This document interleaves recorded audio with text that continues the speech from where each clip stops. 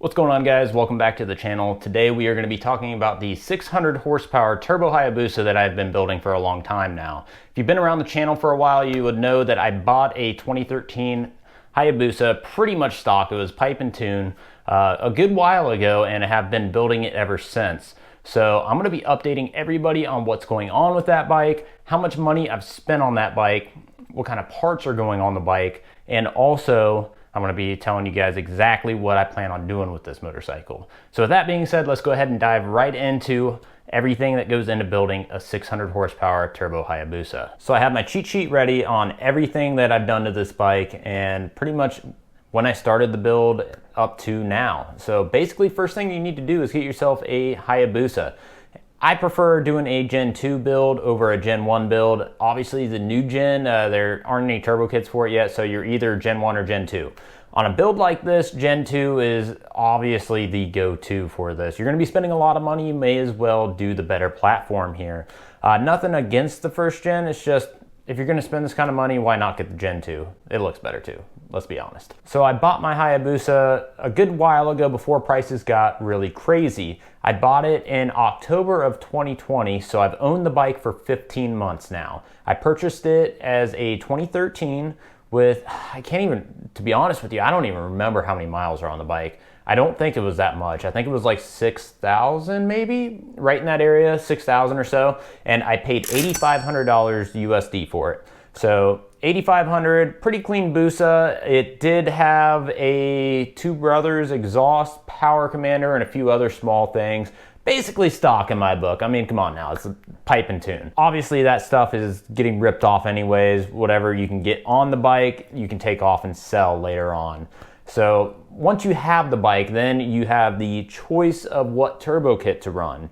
Now, when you're getting into the 500 plus wheel horsepower area, you're gonna probably wanna do a intercooled kit, especially if you're gonna run a second map on pump gas, because pump gas, you really can't go over 10 pounds of boost or so without an intercooler. Now, you can do much more than that on race fuel because of the cooling effects, but don't be cheap on this. Get a good kit. My bike personally has a custom built kit by Travis Yeager at Yeagerworks. Yeagerworks does great fab work. They do all kinds of intercoolers for the Ninja H2, so he custom built my entire turbo kit. So I'm gonna start making a price list and adding everything together so you guys can see the prices on everything. The turbo kit is the first costly item that I did. I shipped the bike to Travis in Florida at Yeagerworks. The shipping on everything cost roughly about $1,800 total for all of my shipping. So when I say $1,800, it sounds expensive, but you've got to realize I'm shipping this bike 3 times. I shipped it to Florida, and then I shipped it from Florida to Texas, and then I'm gonna have to ship it from Texas back to Ohio. So it's about $600 per trip going to Florida, then to Texas, then to Ohio. After that cost, you have the turbo kit. So my turbo kit is custom made. It is using a Precision 5558 turbo as the main source of the juice. It is a 600 wheel horsepower capable turbo on this bike. And we also did a tile wastegate, HKS blow-off valve. He custom made the intercooler for it, obviously. It's what he does. And the oil lines, fuel pump, injectors, all that stuff was done with the turbo kit. So grand total on everything for the turbo kit with the custom fab. Now keep in mind, Travis did cut me a deal on this because he is using my bike to mock it up so that he can sell kits later on. So keep that in mind. I got this cheaper than most people would be able to get it. And I am $6,800 total in the kit. Basically from there, I had the bike shipped from Travis over to Rob at Boosted Cycle Performance. And this is where stuff starts getting very expensive. So I'm already $15,300 into the bike and it still has a stock motor. Has not been tuned, nothing like that. So this is where the build gets really interesting. This is what separates a fast bike from a stock motor build. So you can do a turbo Busa decently cheap. I mean, you could probably buy one and do a cheap turbo kit and keep it stock with a base spacer and be like 15 grand into the bike. That's not this bike. what we did is we did a full bottom and top end build on it, and it went with Wasner rods and pistons. We did turbo pistons in it, stainless steel valves, HD springs. I did not have the head ported. I don't think it's required for my actual application. I don't think 600 horsepower you need ported heads. Bearings, studs, all of that good stuff. And the motor, Rob thinks that the stock Gen 2 transmission is plenty for what I'm going to be doing. I'm not going to be drag racing this bike, so I think that I'm going to be fine for standing half mile and roll racing, all of that good stuff. The other things that it got while it's at boosted cycle performance is things like the AMS 2000 boost controller. This is the AMS 2000 Pro I ended up opting for, and the boost controller itself is about $2,000. The NLR boost compensating clutch, one of the most trick clutches on the market, is going on this thing. Air shifter, Raptor shift light with auto shift. That is pretty cool. So basically I can set it to where it will automatically shift at red line or whenever the shift light comes on. So we'll see. We're gonna do a little bit of playing and see how that works, or if we just want to do a manual air shifter. But I think it'll work pretty good. Rob definitely recommended it. As far as swing arm went, I went with a hardcore 2 to 6 over swing arm on it, so I can bring the wheel in all the way if I need to, if I'm having spinning issues, but I doubt I will be. I doubt I will be. What am I thinking? Of course I'm going to have spinning issues. It's a 600 wheel horsepower bike. It's either going to be spinning or wheeling. Okay, so I can go from 2 inches over to 6 inches over. It's set at 6 inches over, and we're just going to have to play with everything. There's going to be so much testing that's going to be needed to be done on this bike. Either way, hardcore swing arm, looks super trick, very nice swing arm. He's doing a boost gauge and an air-fuel ratio gauge on it with custom mounts. He is doing a tune for E98 and also for pump gas, 93 octane. 2 tunes. We're going to use 2 ECUs so I can swap the ECU back and forth whenever I need to switch maps. He also did a full wire system on the bike with an undertail section that is super nice. Everything is laid out perfectly. It just cleaned the bike up a ton. So definitely one of the best in the business for wiring, in my opinion. That brings us to the total cost of what I am in the motor build and those things I just mentioned, and we are at $15,600 in that part alone. The motor build, the clutch, the swing arm, the air shifter, all of that stuff, the labor, the wiring, all that stuff is the same cost as buying a Busa and putting a turbo kit on it.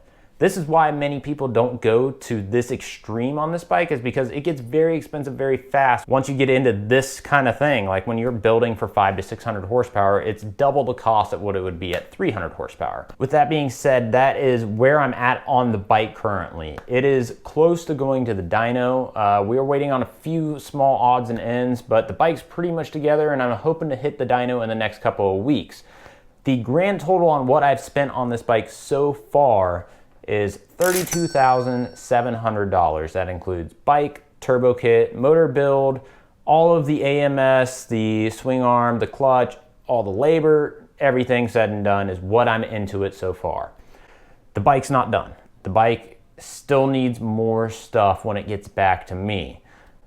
I'm not gonna build a bike like this and not make it exactly what I want. So with that being said, this is the stuff that I still need to buy. Wheels. I'm doing Core Moto wheels on this bike most likely. There's a chance I could do BSTs on it, but I'm not 100% sure which way I'm gonna go. The Core Motos are just as light and they're cheaper, and they look pretty trick as well. And if I did Core Moto wheels and I also did ceramic bearings, I would be about $3,000 into that. Montgomery Motorsports Carbon. You guys know I love carbon fiber, so this is basically going to be tail section, headlight cover, the intake covers, front fender, all of that good stuff. And that all adds up to roughly about $2,300 for carbon fiber in those areas. The next item I'm going to need to purchase is a shock. So I'm probably going to have some issues making this thing work really well, even with the good boost controller. There's going to be a lot of testing, like I said. It's going to be a ton of work to make this thing actually leave hard, hook, not wheelie. Tons of testing for you guys, don't worry. But the Penske shock, and I'm also gonna get a strap kit, figuring roughly about $1,500 for that stuff. Next item, I'm not 100% sure I need it, but I'm gonna probably do it anyways, is a steering stabilizer. I, for one, have crapped my pants a few times due to lack of or crappy steering stabilizers. On a 600 horsepower bike, I'll spend the $500 to put a steering stabilizer on it. So 500 bucks added to the ticket at this point. Go ahead and add it in there, you know? Last thing, I put a random stuff entry in here. We all know on big builds, there's just all kinds of random stuff that occurs. Basically what I'm figuring on this, things that I know randomly that I'm gonna need are brake pad upgrade. He did delete ABS on the bike and run new lines, but when I rode this bike, it was the worst brakes I have ever felt in my life, which was weird because it has Brembo calipers. So I'm gonna do a pad upgrade and see if that helps it. I'm gonna paint the bike. So I'm not 100% sure on which way I'm gonna go with the paint, but I am gonna paint the bikes to make it look extremely nice. It is a 2013, it's got a little bit of fade on it. Even though it is the limited edition yellow bike, I really do like the color. I'm still probably gonna paint it. I don't know if I'm gonna go back yellow or if I'm gonna do something crazy on it. Other things like tires, drag radial, front tire, I'm gonna probably replace them all just to be safe. I'm gonna need something that hooks anyways. I'm probably gonna put a drag max on it. Other things like levers and carbon fiber tidbits that are not the Montgomery Motorsport stuff, you know, like the dash panels, other small stuff like that. So I figured on roughly about $2,000 on extra stuff. That brings the grand total for everything I've already bought plus everything I'm gonna be buying here soon, up to $42,000. That is pretty much said and done, ready to roll 600 horsepower turbo Busa. It sounds like a ton of money, and that's because it's a ton of money. There's no way around it. If you wanna build a bike like this, be ready to spend $40,000 plus. And as far as everybody that's been asking if it's done yet and when it's gonna be done, the answer is I have no idea. I don't know. I wish I knew the answer to that. I don't. There's part shortages that we had to go through. There's shipping the bike. Like I said, I shipped it to Florida and then I shipped it to Texas and then I gotta ship it back here to Ohio. It's a big build. It takes a long time. I purchased this bike 15 months ago. So I'm 15 months into this build from the date that I received the bike to the date I shipped it out. It's a long time. If you can buy a bike like this done and you know it's done right, jump on that. If you're gonna build it yourself and you're not actually physically building it in your garage by yourself, like if you know absolutely everything to do, fine, you could probably build one in a couple months if parts are available. But when you're sending it to multiple shops and having multiple things done on it and a build this big, it takes a long time. I'm honestly double the amount of time I thought it was gonna take, but I've never built anything like this. This is the first time I've ever done anything this crazy. Now that you guys know how much it costs, how long it takes to build something like this, what am I gonna use a bike like this for? I'm $42,000 into this bike. I'm 15 months into the build on it, and I've ridden the bike once. It's so weird. Like I forget I own a freaking Busa in the first place. Like most of the time I'm like, oh yeah, I've got another motorcycle somewhere. But all of that is gonna be worth it once I get it at the half-mile event. You guys can see the Indy Airstrip Attack. I just signed up for this season with the Busa. We're gonna be doing a standing half mile. My personal goal for the bike is 220 plus in the half. I don't know if it's gonna happen. Like I said, there's a lot of testing that's gonna be taking place to make this thing work like it should, but I'm pretty confident we should be able to hit 220. I did 207.94, so basically 208 on the H2, which is 300 wheel horsepower. Now, obviously 600 wheel horsepower, you can't use 600 wheel horsepower. So basically that's where the AMS 2000 Pro comes in with Boost by Speed. Because this is a 2013 bike, we're gonna be able to use the ABS sensors and basically input boost by mile an hour. So I would go make a hit, say it spins in fifth, or at 140 miles an hour it spins or wheelies. I can back off boost at each increment of mile per hour or add in boost at each increment of mile per hour and test it again. So it should hook and not wheelie when it's all said and done while ramping in boost as you get up in mile per hour. So you may not even see 500 wheel horsepower until you hit 200. because the bike physically can't put that much power to the ground. It'll either blow the tire off or it'll do a wheelie. So you incrementally add it in as you get faster. Lots of testing, but it's gonna be wicked.